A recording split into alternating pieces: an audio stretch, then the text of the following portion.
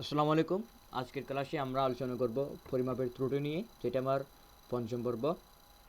তো প্রথমে আমরা দেখব যে পরিমাপের ত্রুটি বলতে আসলে মূলত কি বোঝায়। তো পরিমাপের ত্রুটি হলো আসলে পরিমাপ করার সময় আমরা যে ধরনের ত্রুটি হয় সেটা হলো আসলে পরিমাপের ত্রুটি। অর্থাৎ পদার্থবিজ্ঞানে পরীক্ষা করার জন্য মাপজোকের জন্য আমাদের যে যন্ত্রের প্রয়োজন হন, এই যন্ত্রের মধ্যে যে ধরনের সমস্যা দেখা দেয় সেটা হলো আসলে পরিমাপের ত্রুটি। তো পরিমাপের ত্রুটি বিভিন্ন ধরনের হতে পারে: যান্ত্রিক ত্রুটি, পর্যবেক্ষণমূলক ত্রুটি, এলোমেলো ত্রুটি এবং পুনরাবৃত্তিক পুনরাবৃত্তিক ত্রুটি। তো আমরা যান্ত্রিক ত্রুটি নিয়ে প্রথমে আলোচনা করব। যান্ত্রিক ত্রুটি হলো যান্ত্রিক ত্রুটি হলো পরীক্ষার জন্য যে সমস্ত যন্ত্রপাতি ব্যবহার করা হয় তাতে কিন্তু ত্রুটি থাকতে পারে, আর এই সকল ত্রুটিকে যান্ত্রিক ত্রুটি বলে। অর্থাৎ পরীক্ষা করার জন্য আমরা যে সমস্ত যন্ত্রপাতি ব্যবহার করি সেগুলোতে মাপার জন্য আমি একটু উদাহরণের মাধ্যমে বুঝিয়ে দিই। এখানে হবে, একটু ভুল হয়েছে, এটা এরকম হবে, এটা এরকম হবে। এখানে হলো, ধর আমরা একটা বস্তু পরিমাপ করলাম, এখানে আসলে হলো 1 কেজি আসলো, 1 কেজি পয়েন্ট 0 1। তো এখানে আমরা এই যে একটু করে বেশি হয়ে গেছে না, এখানে একটু করে যে বেশি হয়ে গেছে সেটা হলো ত্রুটি। অর্থাৎ এটাকে আমরা 1 কেজি যদি বলে ফেলি, এই যে 0 1 যে বেশি হয়ে গেছে সেটা হলো ত্রুটি। এখন আমরা দেখব হলো যান্ত্রিক ত্রুটি। তো আমরা বুঝলাম যে যন্ত্রপাতির মধ্যে যে ত্রুটিটা হয় সেটা আসলে যান্ত্রিক ত্রুটি। তো এখন আমরা দেখব হলো পর্যবেক্ষণমূলক ত্রুটি। পর্যবেক্ষণমূলক ত্রুটি পর্যবেক্ষণমূলক ত্রুটি কিন্তু আরও 3 ধরনের রয়েছে, সেটা এখানে লিখি নেই আমি। আমরা পর্যবেক্ষণমূলক ত্রুটি হলো 3 প্রকার রয়েছে, যেমন ব্যক্তিগত ত্রুটি, প্রান্ত দাগ ত্রুটি, সূচক ত্রুটি। তো ব্যক্তিগত ত্রুটি কি? যে কোনো পর্যবেক্ষণ এর মান একই ব্যক্তি বা বিভিন্ন ব্যক্তির জন্য বিভিন্ন হতে পারে। একই রাশির অনেকগুলো পার্ট নিয়ে গড় বের করলে এই ত্রুটি কিছু কমানো যায়। আর 2 নম্বর যেটা বলছিলাম, প্রান্ত দাগ ত্রুটি, সেটা হলো দীর্ঘদিন ব্যবহারের পরে আর যে কোনো স্কেলের প্রান্তের দাগ ক্ষয়ে যেতে পারে বা অস্পষ্ট যেতে পারে, এর ফলে পরীক্ষণে ত্রুটি হতে পারে।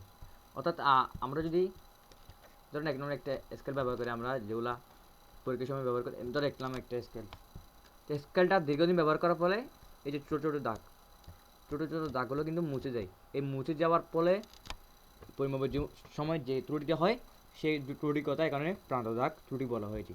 সূচক ত্রুটি যেটা আছে সেটা হলো সূচক দাগ দেখে পাঠ নিলে যে ভুল হয় তাকে সূচক ত্রুটি বলে। সূচক দণ্ড ব্যবহার করে এই ত্রুটির পরিমাণ নির্ণয় করা যায় এবং আপাত পাঠ থেকে এই ত্রুটি বাদ দিলে প্রকৃত পাঠ পাওয়া যায়। অর্থাৎ প্রকৃত পাঠ সমান আপাত পাঠ মাইনাস সূচক ত্রুটি। তো এখন আমরা আলোচনা করবো হলে এলোমেলো ত্রুটিটা আসলে কি। যেখানে 3 নম্বরে যে এলোমেলো ত্রুটি আছে সেটা আসলে কি। তো এলোমেলো ত্রুটি হলো মূলত একটি ত্রুটি স্কেল গড়ের মেঝেতে ফেলা হলে সম্মুখ প্রান্তের অবস্থান চিহ্নিত করার জন্য মেঝেতে যে দাগ দেওয়া হয় তা প্রকৃত দাগ থেকে কিছুটা সামনে এবং পিছনে হয়ে যায়, একটি এলোমেলো ত্রুটি সৃষ্টি হয়। এলোমেলো ত্রুটিকে কমিয়ে আনতে হলে পরিমাপটি বারবার নিয়ে এদের গড় নিতে হবে। অর্থাৎ এখানে আমরা ধরে নিলাম যে স্কেলটাতে এগুলো সবগুলো দাগ দাগ ধরে নিলাম। আমাদের ধরলাম যে এখানে এই এতটুকু ধরলাম যে 2 মিটার, 2 সেন্টিমিটার ধরলাম, এখানে 2 সেন্টিমিটার আমরা এখন মাপবো 2 সেন্টিমিটার। তো 2 সেন্টিমিটার মাপার সময় এই যে এটা আমি আরও ভালো করে দেখাই। ধরলাম এটা হলো সেন্টিমিটারের বড় কাটা এবং ওগুলো হলো মিলিমিটারের, সবগুলো মিলিমিটারে। একটু যে এদিক ওদিক হয়ে যাচ্ছে, ডানে বামে চলে যাচ্ছে, সেটাকে আসলে এলোমেলো ত্রুটি বলে। সেখানে বলা হয়েছে যে গট গট বের করে এলোমেলো ত্রুটি থেকে প্রাপ্ত ভালো ত্রুটি পাওয়া যাবে, সেটা হলো এলোমেলো ত্রুটি। অর্থাৎ কিছুটা সামনে বা পিছনে হয়ে একটি এলোমেলো ত্রুটি সৃষ্টি হয়। এলোমেলো ত্রুটিকে কমিয়ে আনতে হলে পরিমাপটি বারবার নিয়ে এদের গড় নিতে হবে। তো আমরা পরবর্তীতে দেখব হলো পুনরাবৃত্তিক ত্রুটি। পুনরাবৃত্তিক ত্রুটি হলো পরীক্ষণের কার্য দ্বারা ও যন্ত্রপাতির ত্রুটিজনিত যে ত্রুটি তাকে পুনরাবৃত্তিক ত্রুটি বলা হয়। কোনো বস্তুর পাঠ নির্ণয়ে যদি মিটার স্কেলটি 1 মিটার থেকে সামান্য বড় বা ছোট হয়, তাহলে প্রত্যেকবার সম্মুখ প্রান্তের জন্য যথাক্রমে কিছুটা এগিয়ে বা পিছিয়ে থাকবে বা পুনরাবৃত্তিক ত্রুটি বলে পরিচিত।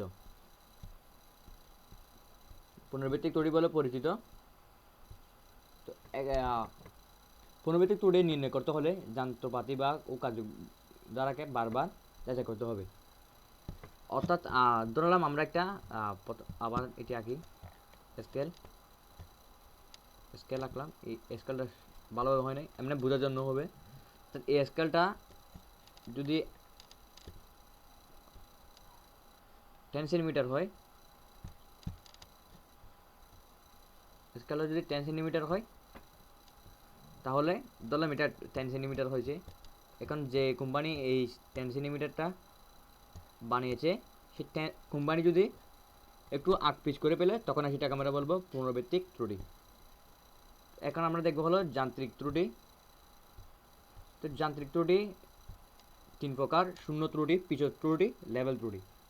তো পরীক্ষার জন্য যে সমস্ত যন্ত্রপাতি ব্যবহার করা হয় তাতে কিন্তু ত্রুটি থাকতে পারে। এই সকল ত্রুটিকে যান্ত্রিক ত্রুটি বলে। যন্ত্রে